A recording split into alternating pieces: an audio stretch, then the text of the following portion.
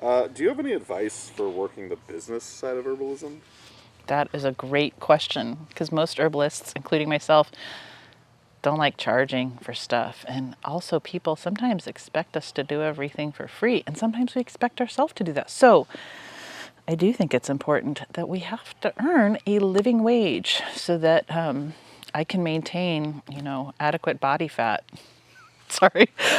So to be honest, this is a question I think is really important, because I feel like, herbal students spend so much time and money studying herbs, experimenting with herbs, studying, going to herbal school, thousands and thousands of dollars, right? And they get out and they're like, what do I do?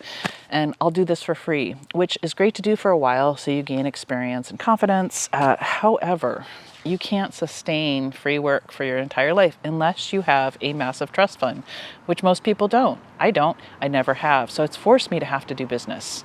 And as much as I still cringe sometimes to do it, I think it's really important to, one, determine what your living wage is. And so one of the things I have my clinical students go through the process of doing is, one, a living wage, what it costs to run a practice, and then what it costs to make all their products and what to charge for it.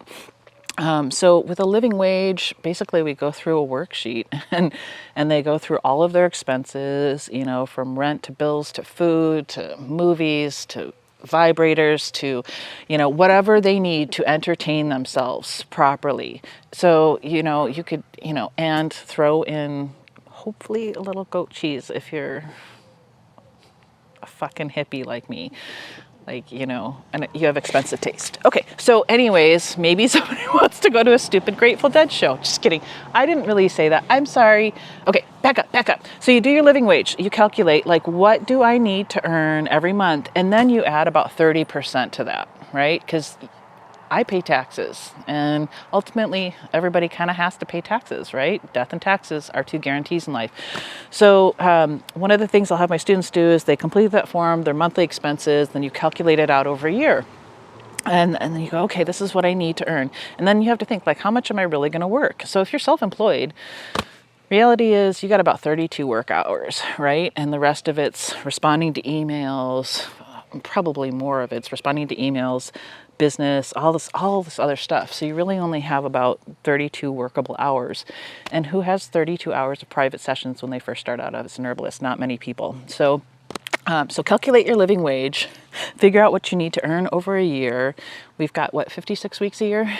Is that right? 56 or 52? 52. So you have to deduct about 4 weeks for vacations, right? So then you have to compact everything into that 32 hours for 48 weeks a year.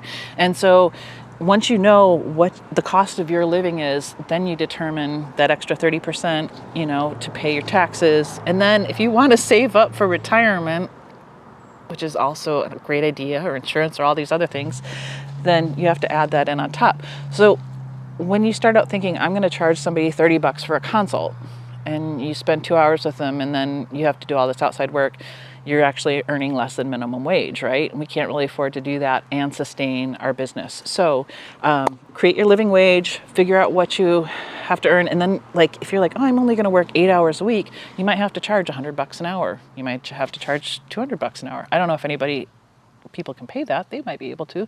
But, you got to figure out what you need to earn and then set that price. If you want to, back off the price or offer it for less to some people, you can do that. I do think it's really important to do, donate a certain amount of time. But you got to pay your bills. You got to pay for your kids, your kids' clothing, blankets, everything. Plant addictions, garden addictions, right? Factor that in and charge that plus your taxes so anyways, figure out what you need to earn. And then, so we do living wage, right? And then on top of that, you're like, oh, I want to open a practice and I want to have a beautiful leather couch in my practice that's vegan. And, maybe I don't know, you want a pretty spot and some flowers or something. So you have to go through and figure out your rent and your expenses and your bills and your advertising and all that other crap, your website, who's going to maintain your website. That has to be factored in too. So when you start out thinking, I'm going to be a nice, sweet herbalist that does amazing work for free practically, or for less than minimum wage, you're going to go broke and hungry, and you're going to be eating really farty beans for a long time if you don't charge what you need to charge. And then you'll have like the tax man like waiting outside your office like, where is my money? Like I had that happen one year when I opened my herb shop, and I didn't know, like I filed for extension, but I didn't know that the sales and use, I think it's one of the wholesale taxes. The guy was waiting outside my door every day, and I was like, I filed for an extension, I'm gonna pay. And he's like, oh, you don't get an extension on this one, bitch. No, it's January, it's due. I'm waiting here. He waited. I thought it was like FBI stalking me. So, you know, you have to be on top of paying your shit. And what other business advice? Once you figure out, you know, your living wage, and then you figure out the cost of practice, then that's going to determine like what you need to charge. And, you know, whatever ideals we have about wanting to do this work for free, that's lovely and wonderful. And we can do it wherever we can afford to. But you also don't want to burn out. And if you're not charging and you're not making any money and you're giving everything away for free, then you will end up with a massive credit card debt if you have credit cards, or you will end up broke as a fucking joke living in a fucking tent, and that sucks. And especially when you're like 45 or 50 or 55 or 60 and you want to keep practicing. So do it logically, go through, make it a non-emotional process. Don't feel guilty about charging what you need to charge to make it worth your while. And you know, you have to make it relative to your area. You know, if everybody else is charging whatever, $300 like they do in LA for an hour of herbal consultation, like you can charge more. You know, if everybody's charging $20 and you're charging 100, you might not get as much business. But anyways, I just really want people to feel comfortable getting to the point where we claim what we charge. Like I don't bargain with a fucking plumber. I don't bargain with my electrician. So, you know, you want to sustain this work. Every herbalist I know who gives their shit away for free for 5 years doesn't stay an herbalist for 25 to 30, 40 years, right? Like unless they have independent wealth. And I come across this a lot because I have like, you know, I do have friends that are independently wealthy, and they are so generous, and they're like, but she does it for free, or her classes are cheap, or, you know, she doesn't charge. And I'm like, that's because she doesn't have to, you know, like I have to, I want to eat healthy food.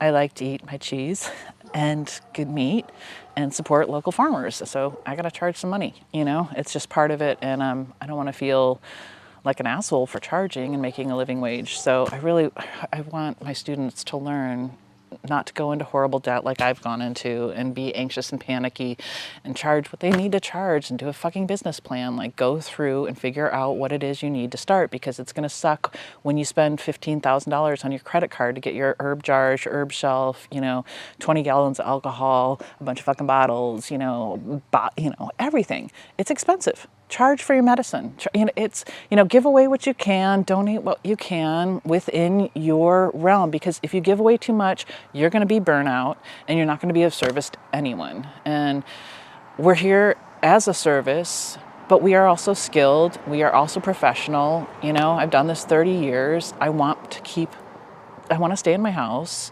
I want to put my son through college, and I don't know, I want to have a nice garden. I can't help it. This is like what I spend all my money on. And then a little bit of wine too. So, advice, charge lots of money. Just kidding. No, just earn a living wage, you know.